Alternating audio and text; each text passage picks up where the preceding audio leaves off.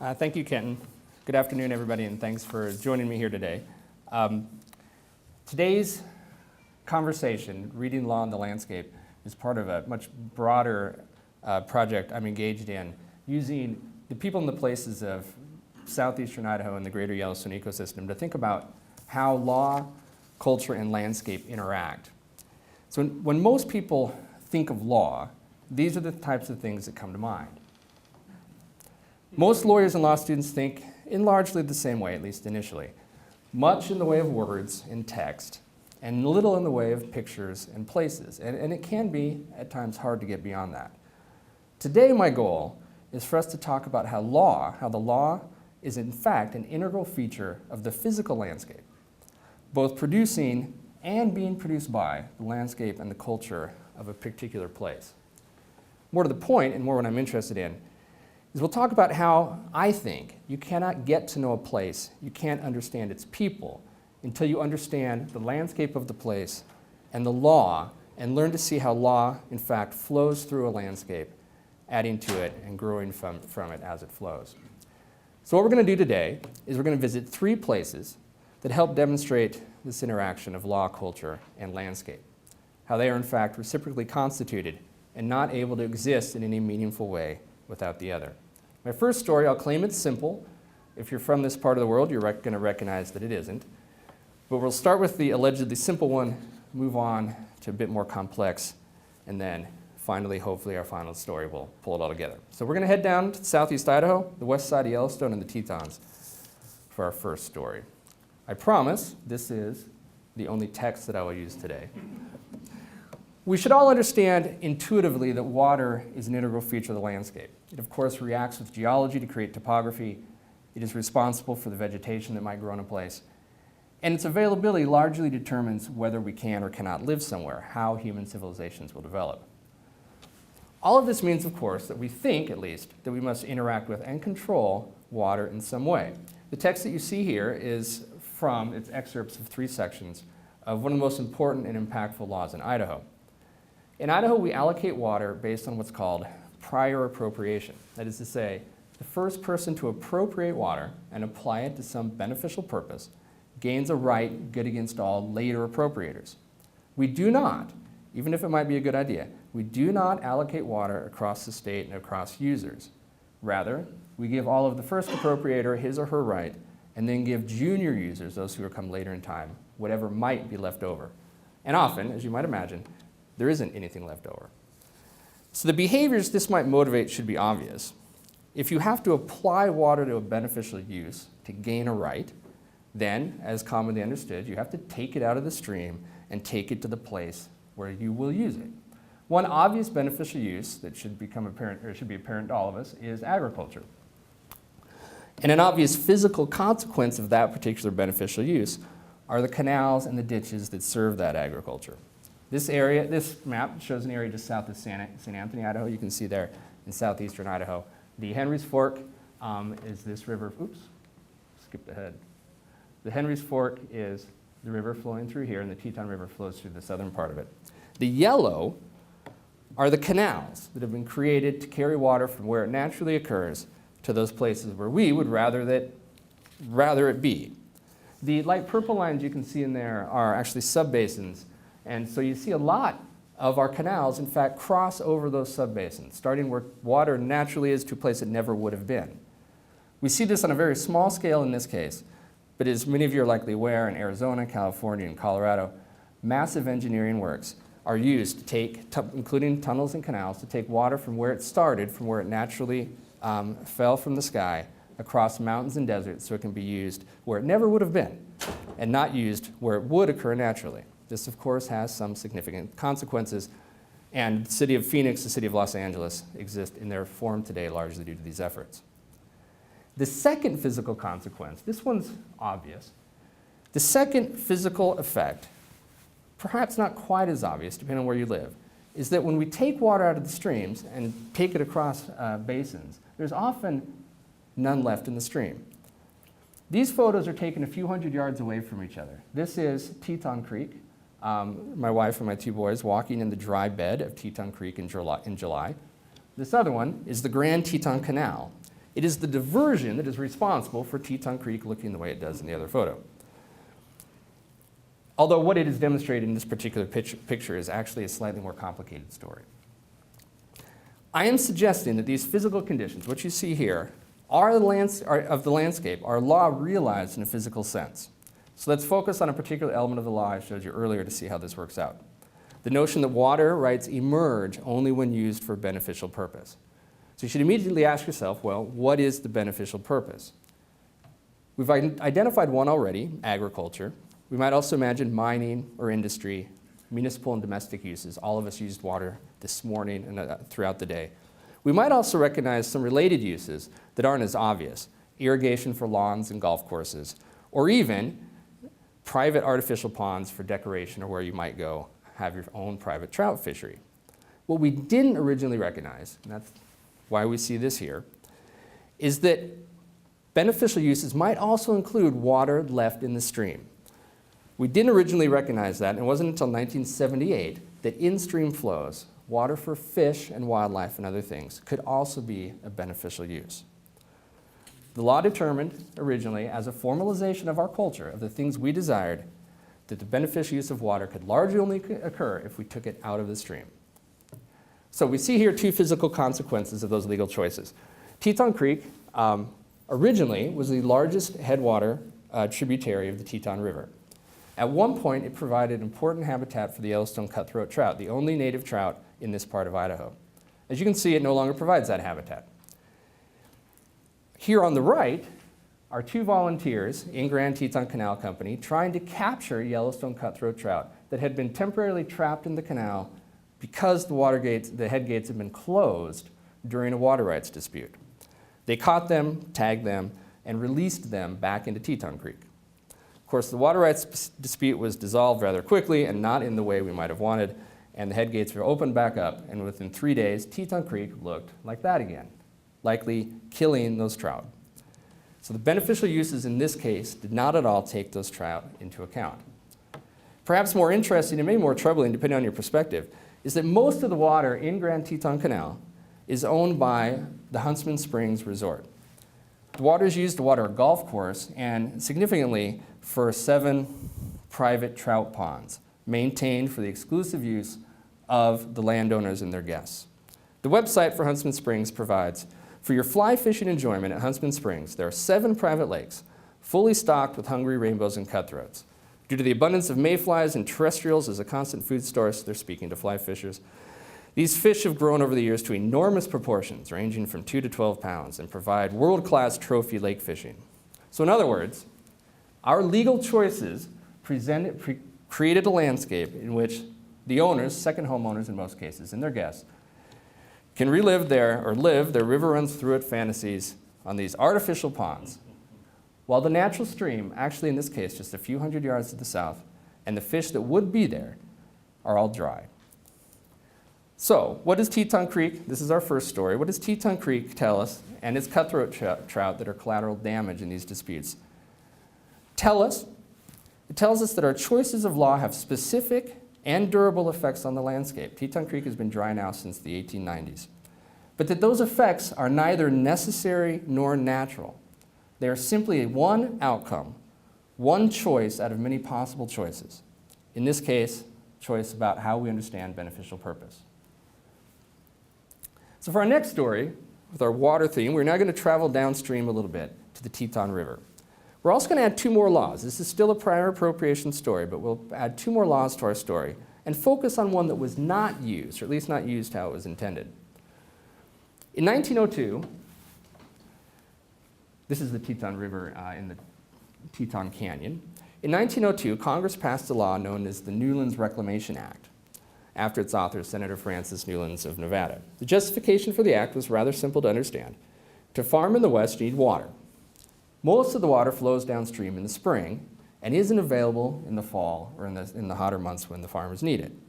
And farmers don't have the capacity, acting individually, to afford the dams and infrastructure that are required to save that water for those drier periods. So the Newlands Act addressed that problem by providing funding and other means to build reclamation projects and created the agency, the Bureau of Reclamation, to manage them.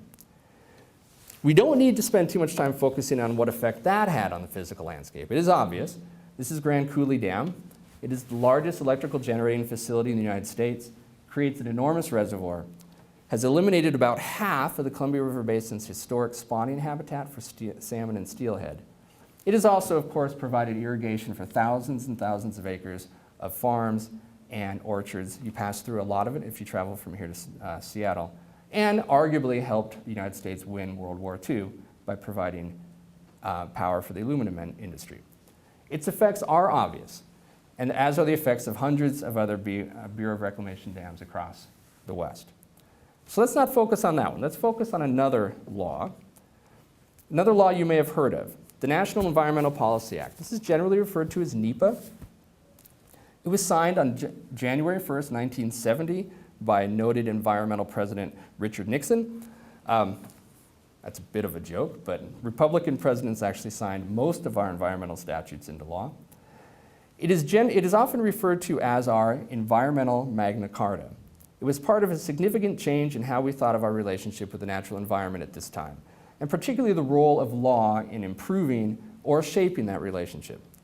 It is one of several environmental laws that were enacted about the same time, including the Endangered Species Act, the Clean Water Act, and the Clean Air Act. As a legal text, it is actually a very simple statute, and in fact, all you need to know is contained in a single sentence. NEPA requires that for every major federal action significantly affecting the quality of the human environment, the agency either permitting or carrying out that action must prepare a detailed statement analyzing the environmental effects of the action, potential alternatives, and any irreversible or irretrievable commitments of resources. That detailed statement you may have heard of, we now call them environmental impact statements. Now, recall I mentioned in the story, we're talking about a law that was not used, or at least not used the way it could have been. These environmental analyses required by NEPA are rather detailed, at least now as we understand them, detailed and time-consuming activities. For example, right now, the St. Joe National Forest is in the process of updating its motorized use map. So this is an exercise in deciding which roads, which existing roads and trails, should be used for motorized uses and which shouldn't. No new roads will be constructed. To the contrary, many will in fact be closed. So the forest has determined this does not have a significant effect on the quality of the human environment, and thus no environmental impact statement is necessary. In doing so, it prepared a 223-page environmental analysis that included dozens of maps and appendices. The forest plan revision for the Idaho Panhandle National Forest did have a significant effect, and its environmental impact statement was 1,300 pages. I worked on a project about 15 years ago that had a 7,000-page environmental impact statement. So those numbers are relevant. Keep them in mind for just a second. When Congress passed NEPA in 1970, there was a small project down in southeastern Idaho that had already been authorized by Congress, but was still in the process of being developed. The Teton Dam. The project would be an approximately 310-foot high, 3,000-foot wide, earth-filled dam. It would create, this is a rendering by the Bureau of Reclamation at the time the project was first proposed. It would create a reservoir about 17 miles long with 50 miles of shoreline. It is not, as you might imagine, an insignificant little project. This is the title page for the environmental impact statement for the project. The environmental analysis, this is a dam, keep in mind. The environmental analysis, including this title page and two maps that just depicted the general location of the project, totaled 18 pages.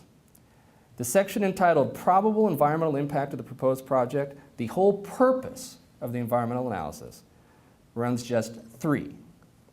So all of the environmental effects of a dam analyzed in 3 pages. The entirety of the analysis of the dam's effect on fish resources is as follows. Although a cutthroat trout fishery will be lost through the creation of the reservoir, the Bureau's experience at other reservoirs in Idaho indicates that a good reservoir sport fishery for species such as rainbow trout, kokanee, and perhaps cutthroat can be developed. Significantly, the environmental impact statement contains no discussion at all of the geology of the area. It refers one time to rock outcroppings in the canyon, but makes no mention of where the dam would actually sit and whether it made any sense to put it there. The EIS is rather plainly a justification for the project, rather than any kind of analysis of its effects. This failure to properly analyze the environmental consequences of the project may have been significant, as some of you already know. On June 5th, 1976, just as it was filling for the first time, the Teton Dam collapsed. 14 people died, and by 1987, the federal government ended up paying over $320 million, about $700 million in 2015 dollars, to people harmed by the flood. Incidentally, my hometown, Rexburg, Idaho, was damaged significantly by this flood. Would this disaster have occurred without the National Environmental Policy Act? Obviously it would have, because that's in effect what happened.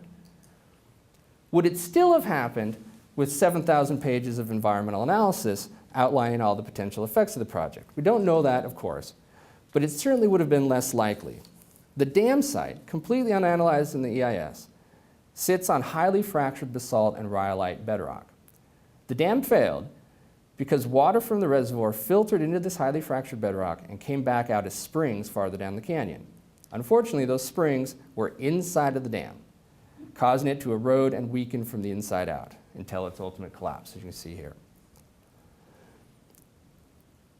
Now, what were the environmental impacts of this project?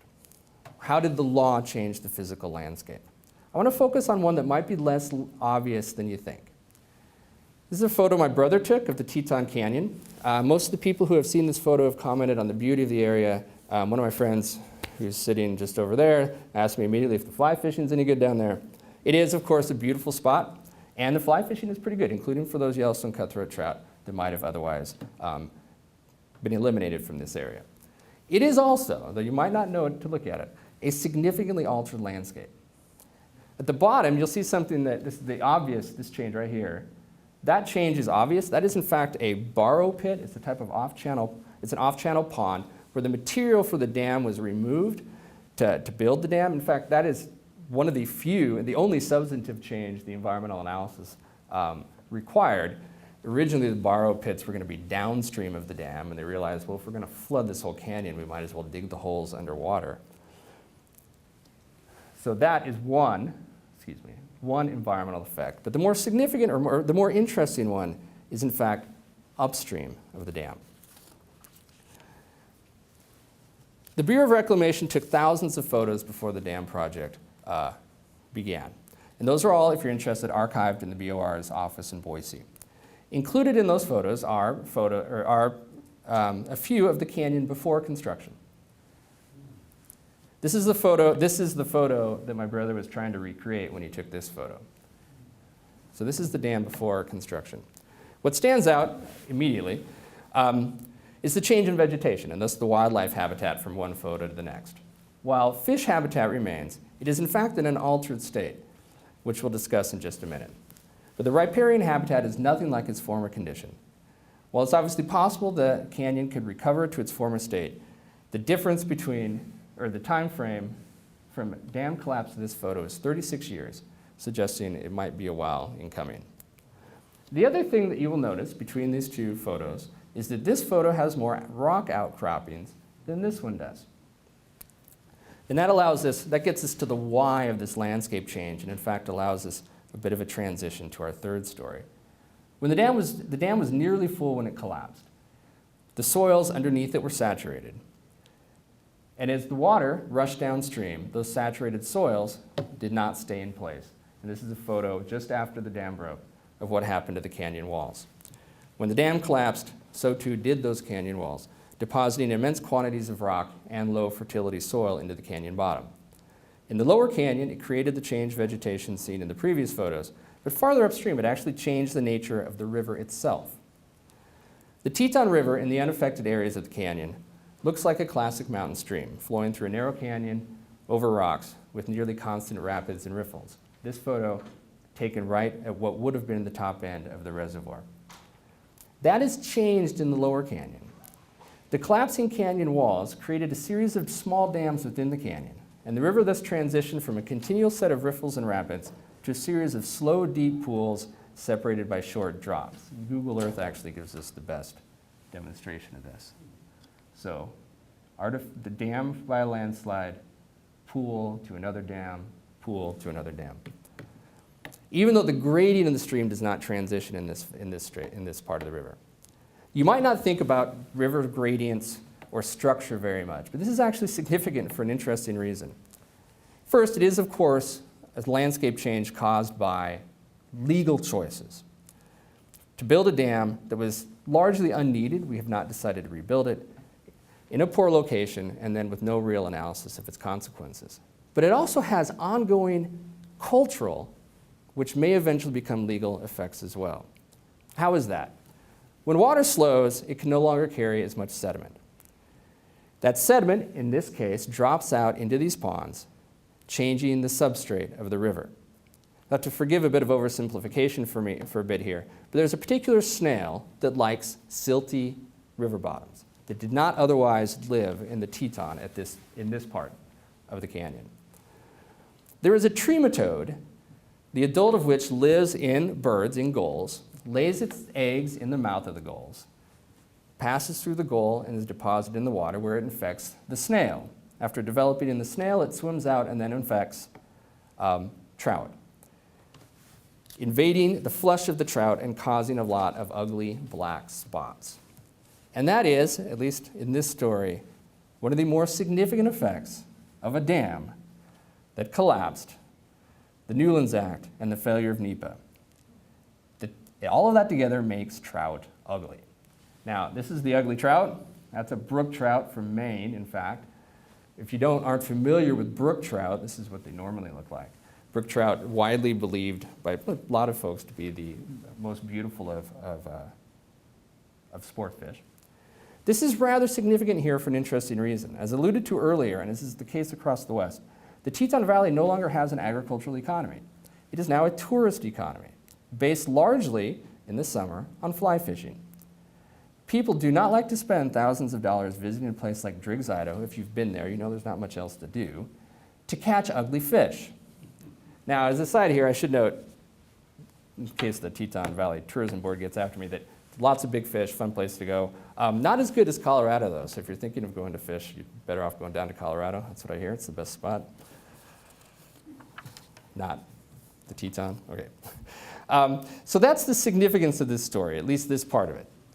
Prior appropriation, the Newlands Act, and the failure of NEPA have created these fish that now might affect the emerging tourist economy of the place.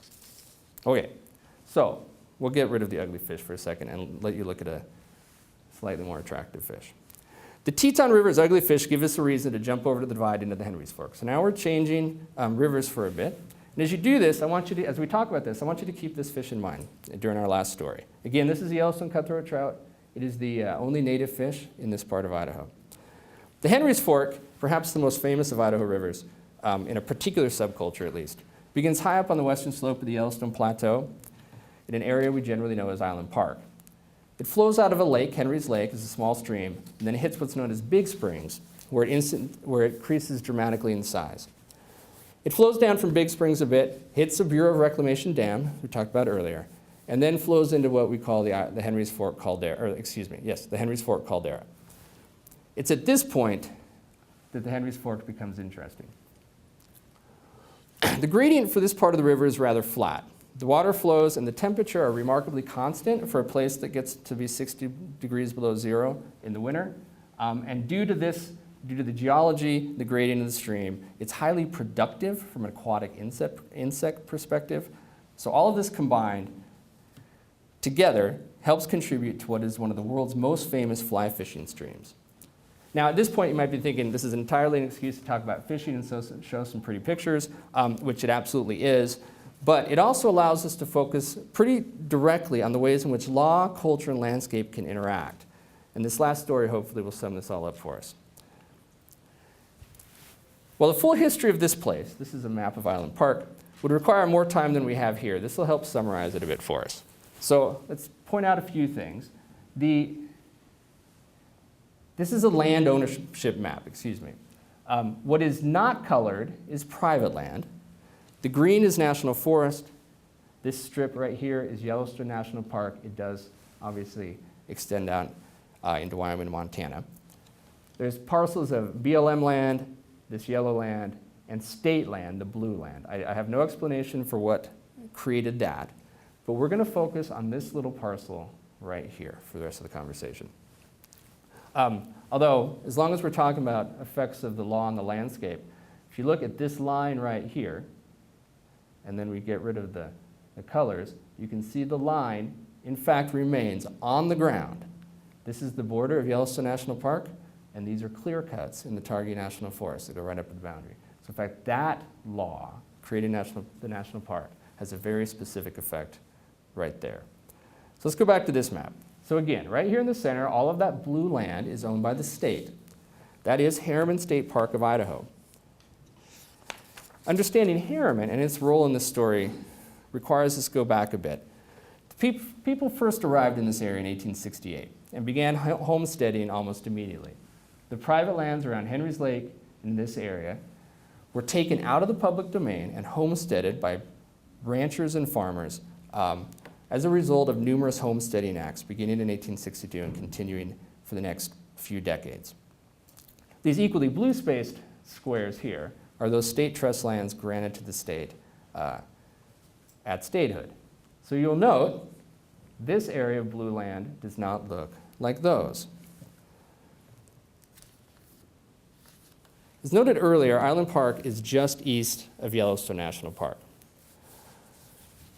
Almost from its very beginning, from 1868 on, a tourism economy developed, in part because of its proximity to Yellowstone National Park, but focusing on Island Park itself because of this.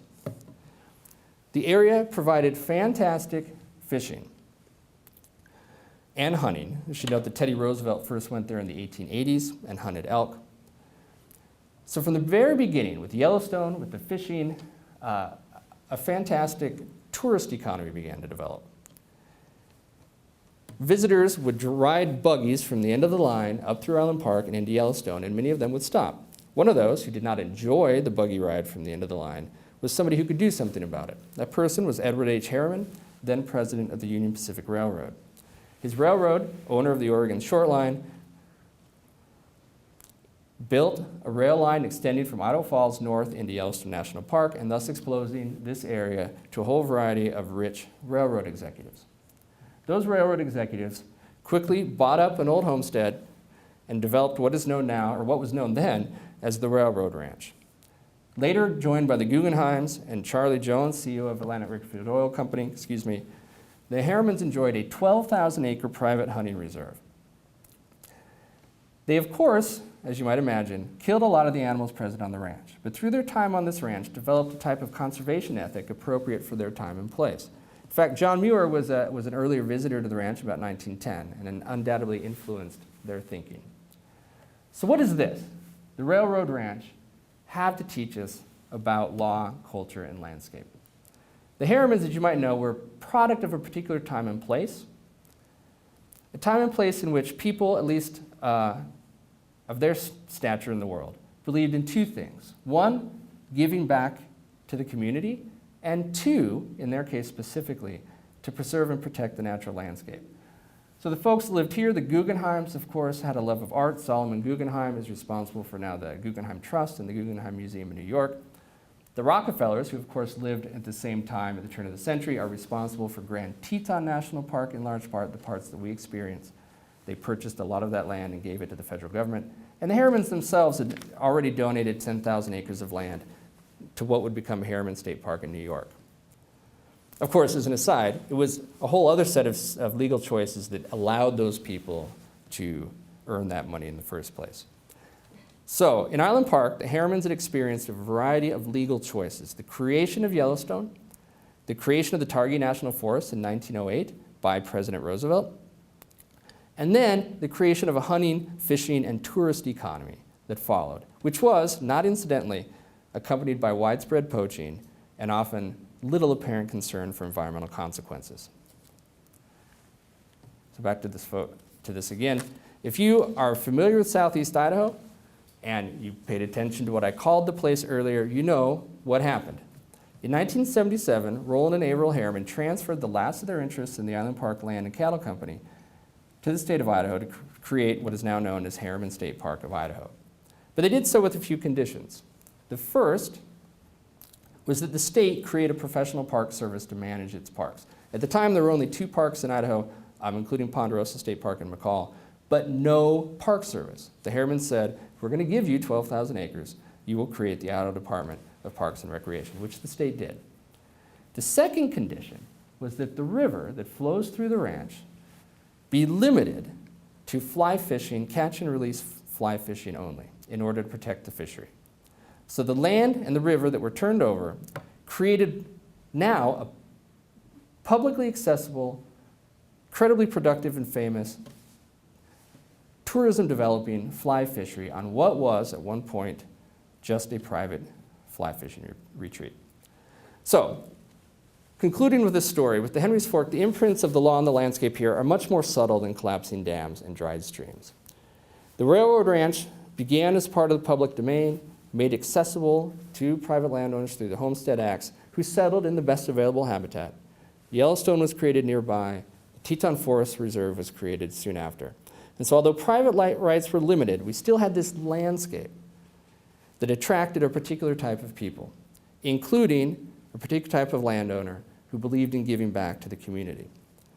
And those particular people, recognizing the lack of legal protections, then decided to create their own restrictions on that landscape. So today's Henry's Fork is a product, albeit subtly, of how law, culture, and the specific and unique geology of this place all interact to create the place we know today. But we're going to conclude with a little bit of irony. Think about how this might proceed in the future. So again, this is my friend, a little Yellowstone cutthroat trout. I've got to be honest with you, he was actually captured in the South Fork of the Snake River drainage, but we can pretend that he lived up in the Henry's Fork. Yellowstone cutthroat trout have, over the past few decades, declined significantly in population as a result of water appropriations drying up their habitat, dam construction, including the failure of dams, and invasive species, both outcompeting the cutthroat trout and hybridizing with them. Now, I'm not commenting on the legitimacy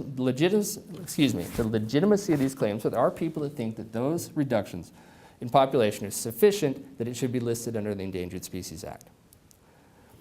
If you're a fisherman, in many of the streams I've discussed today, you can't keep rainbow trout, and fishing seasons have been curtailed somewhat significantly to protect their spawning. Much of the concern, as you might imagine, for these fish comes from the fly fishing community. The culture of fishing has changed dramatically from those early days with dozens of dead fish to now what you might characterize as an almost quasi-religious or moral stance about our relationship with the fish. All fish must be released alive. And in fact, today on the South Fork of the Snake River, the Idaho Fish and Game has to beg and bribe anglers to harvest the invasive species that are outcompeting the cutthroat trout because of this ingrained culture. So here's our bit of irony and the suggestion that it is impossible to determine how particular legal choices work with particular landscapes in particular places and particular cultural traditions to influence place. The invasive species, the one that is threatening the Yellowstone cutthroat trout, is the rainbow trout. Rainbows were introduced across the West specifically because of their value as sport fish. They grow big, they are feisty, they fight, they jump out of the water when they're hooked on a fly rod, and quite frankly are extremely fun to catch. They are, of course, the central character in the famous book, A River Runs Through It. Right, that was all about rainbows, invasive rainbows. In our part of the world where they're native, we call them steelhead in their larger sizes, and they're revered as one of the greatest of sport fish. They are more fun to catch than their native cousins, the Yellowstone cutthroat trout. So now, and with this we'll conclude, to the extent that this community cares about the Yellowstone cutthroat trout enough to warrant its protection, they care because they learn to love fish and streams through fly fishing. So here you see culture potentially emerging to affect law. And many of them love fly fishing because of the very invasive fish that are threatening the other fish that they love. And if that threat continues to grow, and their concerns along with it, we might then have to make legal choices that could harm the very thing that caused them to love the place in the first place. At which point, then, we'll have an ongoing story about how law flows through and helps create a physical landscape. So with that, I thank you very much, and I welcome any questions.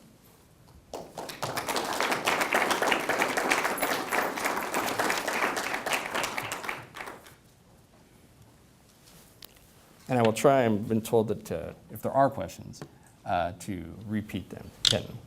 Can you go back to the Huntsman Springs resorts and the water they were diverting from Teton Creek?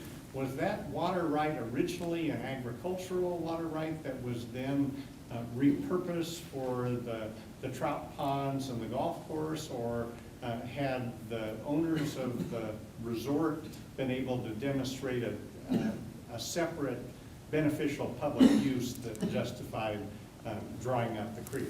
Okay, so the question is, and this is repeating for the video, the question is whether the Huntsman Springs water rights were originally agricultural rights, or if they were a later right that were created specifically at that time for ponds, golf course irrigation. The rights in the Grand Teton Canal Company are the oldest in that area. They date to 1892 and were originally agricultural rights. And then the Teton Valley is not a good place to farm. Its history is its population peak was originally in 1915. People moved out, and then it reached a low in 1970 before recent population boom has increased the population. So as people moved out, shut down farms, that water became available, including for this type of development. We do recognize, and good question whether this is wise or not, we do recognize landscaping and landscaping features as beneficial uses of water. And so when that change of use occurred, the new use was recognized as something that's a legitimate use. Right? And we see this across the state. We have golf courses, we have ponds, we have these sorts of features in the landscape. So, and that would have been recognized originally as well, had they wanted to do so. So did the Huntsman keep their original priority date? Did the Huntsmans keep their original priority date? Yes, absolutely they have. Now, it's interesting. The Teton Creek, from where their headgate is in the canal down to where the use is about 400 feet drop in elevation gain. But at that point, there's only about 30 to 40 feet difference between the creek and where their golf course is. And so there are these potential remedies that they're exploring where they could leave the water in the creek to that point and then pump it up out of the creek, and as yet are uninterested in doing so.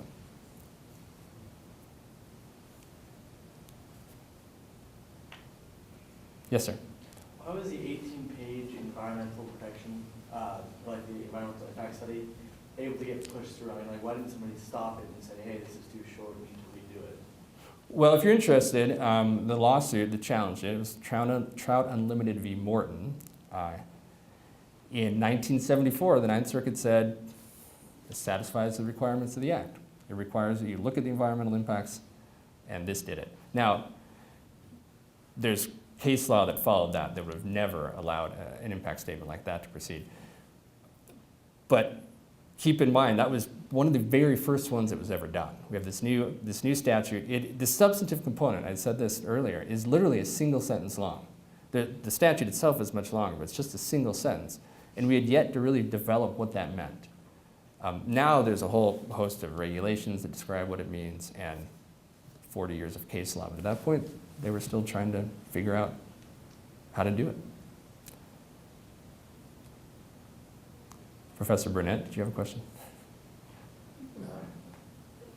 From a market economy standpoint, a person would argue that even though the prior appropriation system puts the water right in the hands of the first person to convert to beneficial use, the water will eventually end up in the hands of people who value it the most and are willing to buy those water rights or maybe lease the water rights.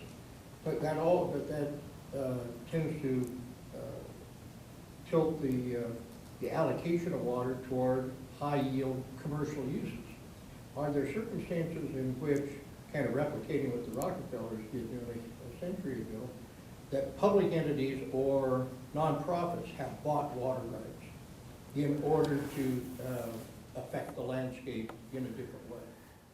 So yes, but that is also constrained by law. In water law is determined by state law, and in certain states, in Oregon, for example, nonprofits can in fact buy water rights and dedicate them to in-stream flows. But in other states, that's not necessarily allowed. In Wyoming, for example, only the state can hold in-stream flow rights, so that's taking away that opportunity. Idaho has taken a little bit of a different approach. in developing water banks, which have kind of resolved this problem in certain areas, where the water bank then can be used downstream and provides the in-stream flow right between those two places. That has removed some of the need to buy up these in-stream flows. It's a way to not take property away from farmers, which, as you might imagine, culturally is difficult. But the flip side of what you said, of course, is that competing for that water are interests that have substantial amount of resources, as well as the problems associated with climate change and reducing water supplies. So most of the water supply up in the upper Snake Basin now ends up going, or a lot of it ends up going down to the trout ponds near Hagerman. So which is the single biggest user of water in that system. Lots of money, very secure rights, and not interested in selling them to anybody. So in fact, it's possible, right? But complicated. So in the early 2000s, the state appropriated money and purchased water rights from the Bell Rapids, a couple of those failing developments up on the canyon south side of the Snake River for in-stream flow in the Snake River to meet requirements that we actually down further So, than the Idaho's border. right. Idaho is obligated, the upper part of the basin is obligated to send a significant quantity of water downstream to protect salmon. It's about 200,000 acre feet. Because of the effects of salmon by the dams on the lower Snake and then down into the Columbia. And so that is an obligation that the state has to send water downstream. So the conversation is, as you might imagine, infinitely more complicated than what I've presented here.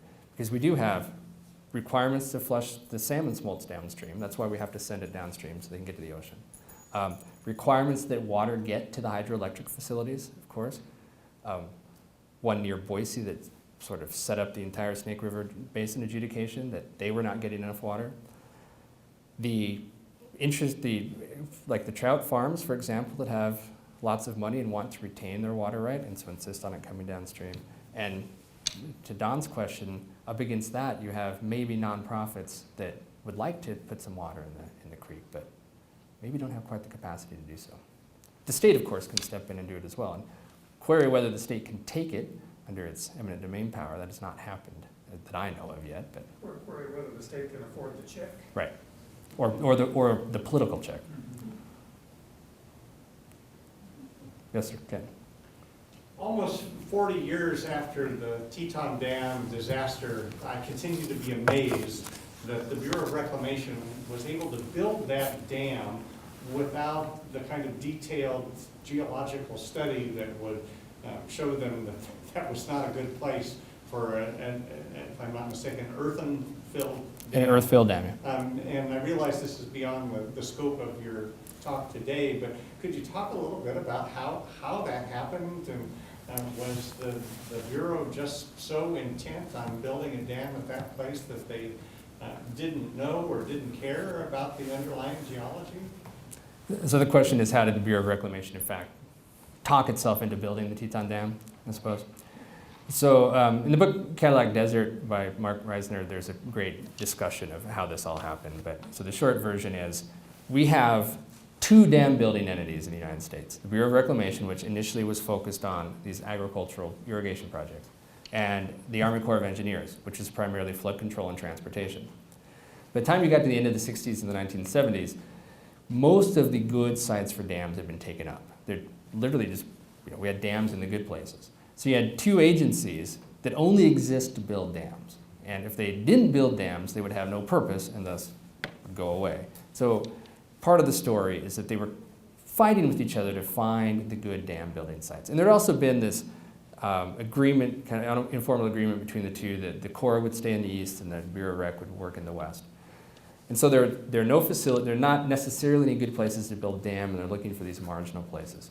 There was, of course, complaints about drought, both drought and floods in southeast Idaho in the years before this. There was arguably some need.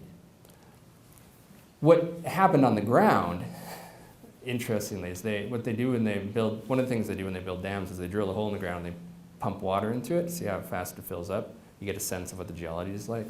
And I don't recall how long it was, but they pumped water down their hole there for days and it never filled up, and they just said, it'll be fine. We will basically grout the wall on the sides of the dam, thinking that would be sufficient. When you're, hypothetically speaking, if you're a teenager and you go play around down there, there used to be the bypass tunnel that you could actually walk into, hypothetically. And you could hear, when you got in there, if somebody made a loud noise, you could hear the sound echo through the empty spaces in the rock above. It's just a fantastically poor place to build a dam. And yet, all sorts of things went into it. And again, the politics of the place at the time really demanded it. To that point, today, the state of Idaho, a few years ago, allocated $400,000 to study whether we should rebuild the dam again. And it is being taken somewhat seriously as part of a larger project down in that part of the state to think about how we might increase our water supplies. Really bad idea, but not shy about saying that publicly, really bad idea. But we are still looking at it. There are people who think dams are good, period. And we should build them wherever. Not saying they're bad, but this is not a place that we probably should have. Other questions? Well, before we thank our speaker again, just a reminder that next week we will be in the International Ballroom of the Bruce Pittman Center for a presentation by Dale Braden from the History Department about Ernest Hemingway and the Spanish Civil War. So I hope you'll come back then and tell your friends that we're in a different location next week. That this has been a fascinating presentation about a part of Idaho that I know very, very little bit about, despite having lived almost all my life in the state. So let's thank Jerry for his expertise.